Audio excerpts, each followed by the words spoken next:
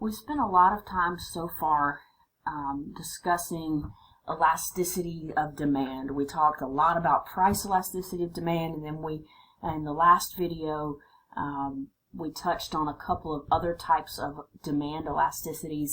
Now let's look at the other side, price elasticity of supply. If you haven't watched my videos on price elasticity of demand, I really encourage you to go back and watch those, because price elasticity of supply will be very similar.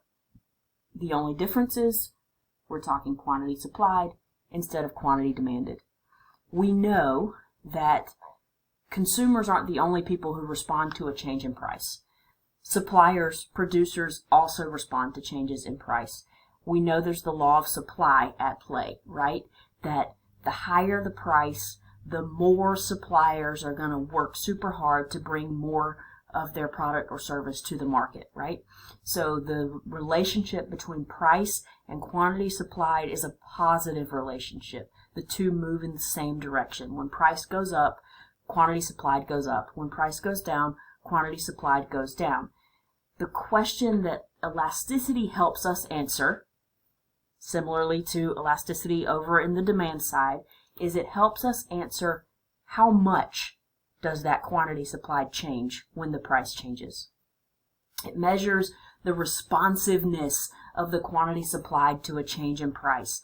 And of course, we're going to say that supply is elastic if that quantity supplied is very responsive to a change in price. We can see a small change in price and a big change in how much producers bring to the market.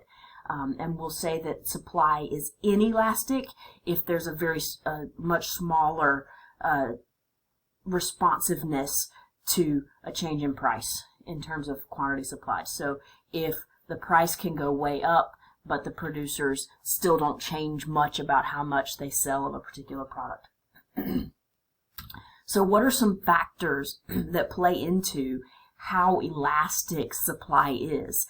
How do we know how much producers' behavior is going to change as a result of a price change? One thing is how flexible the producers are. So if you have more production flexibility, it means you're more able to respond to a change in price. If you have a very rigid production process that's really hard to change, then even if price goes up and you may want to be able to bring more of your product to the market, maybe you can't because your production process isn't very flexible, and so your supply is going to be less elastic. So a firm is more flexible in terms of production if they have spare capacity. So say you're only running your machines half the time. You have a lot of part-time employees, which means if your price goes up on your good or service that you're producing, and you'd like to be able to bring more to the market, which is the law of supply, you'd like to be able to bring more to the market if the price goes up. If you have the capacity to do that, you can. You just crank up some of those machines. You get some of those part-time employees to start working more hours, right? It's pretty easy. You have the capacity to increase your production pretty simply. And that means that your supply then can be more elastic. You can be more responsive to changes in the market. You also can be more responsive to changes in the market. Supply can be more elastic if you maintain inventory. So if you have a giant warehouse full of your product, then when the price of that product goes up, you can just release more of your product into the market because you have it sitting there ready to go. You can be more flexible. Or if you're able to relocate easily. So if you think about maybe in New York City, the brick and mortar hot dog shop, hot dog restaurant, as opposed to the person with the weenie cart, right?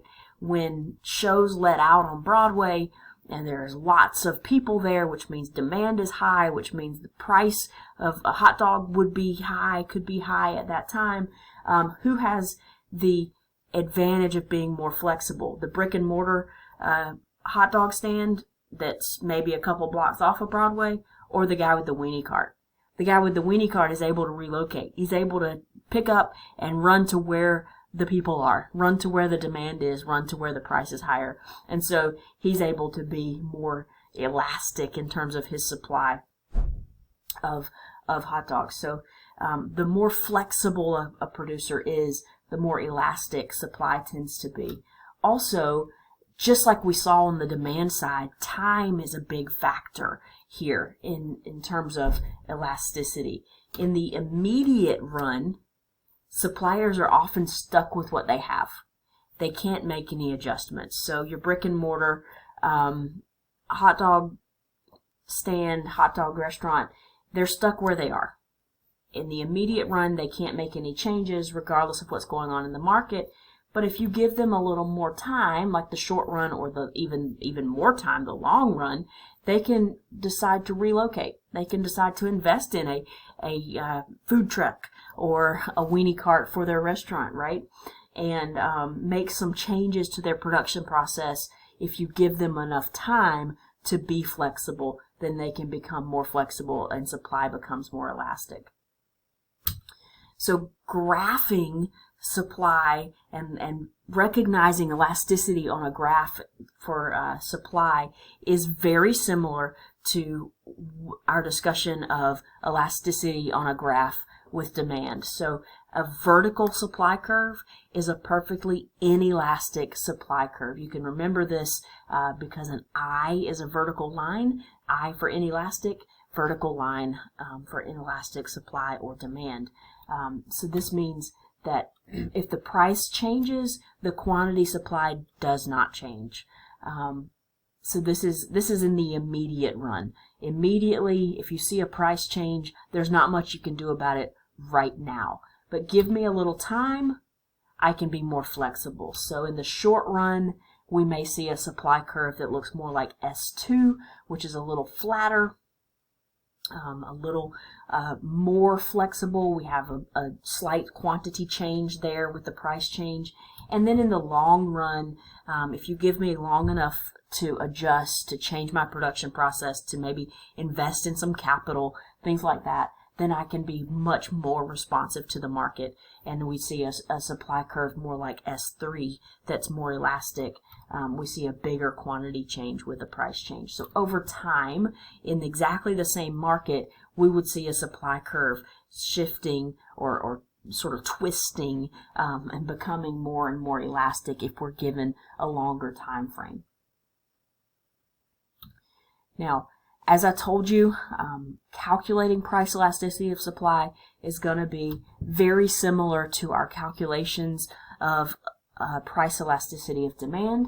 The only change here is we have a little subscript S now instead of a subscript D for supply, and we have percent change in quantity supplied on top of the fraction, percent change in price on the bottom of the fraction. You'll still use the midpoint method to calculate percent changes, and everything else about these calculations will be the same as the calculations you're used to with price elasticity of demand.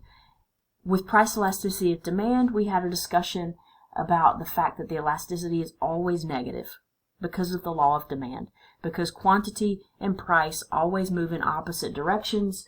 Quantity demanded and price always move in opposite directions. So if the bottom is positive, the top will be negative, and vice versa, meaning this fraction will always be negative. What about for supply? Will this fraction be positive or negative for price elasticity of supply? The answer is that it'll always be positive. It's always positive because of the law of supply. There's a positive relationship between price and quantity supplied. When price goes up, quantity goes up. So we have two positive signs, a positive fraction. When price goes down, negative, quantity goes down, negative. Two negative signs cancel out, and again we have a positive fraction. So the price elasticity of demand is always negative, price elasticity of supply is always positive.